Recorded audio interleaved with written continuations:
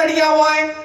પછી ક્યાંક ને ક્યાંક ઘણું મીડિયામાં સોશિયલ મીડિયામાં જોઉં છું કે ટ્રેક્ટર વચ્ચે મેલે અને ટ્રેક્ટરનું ટેપ વગાડીને ઉપર લખે કે એની બેનનું માન રાખીને ટ્રેક્ટરના ડીજેથી રમા.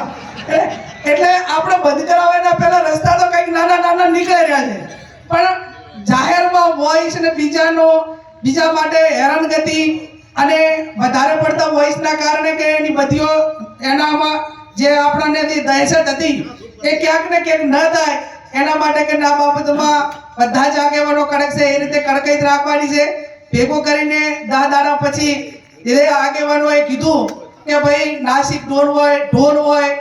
આપણે ટ્રેક્ટર ઉપર ટેપની વાત હોય કે સાઉન્ડ સિસ્ટમ હોય કે તે આપણે એનો અર્થ એ થયો કે એક જ જગ્યા ઉપર રહીને જે વગાડીને મનોરંજનના નાના મોટા કાર્યક્રમો એમના ટ્રેક્ટરના રૂલા થ્રુ થતા હોય તો એમાં સમાજને વાંધો નથી, પણ તમે આ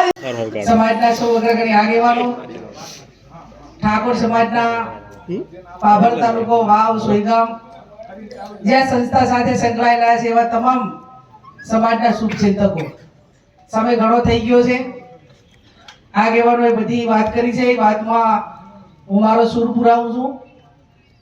થોડો ઠપકો મળ્યો, થોડો આભાર પણ માન્યો. સંસ્થા આગળ વધે અને દીકરા દીકરીઓનો ભણતરનું બેલેન્સ થાય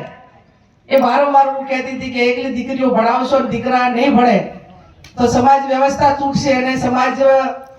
જે હગાવાલા કરવામાં મુશ્કેલીનો સામનો કરવો પડે છે, એનાથી વધારે આવનાર સમયમાં ન કરવો પડે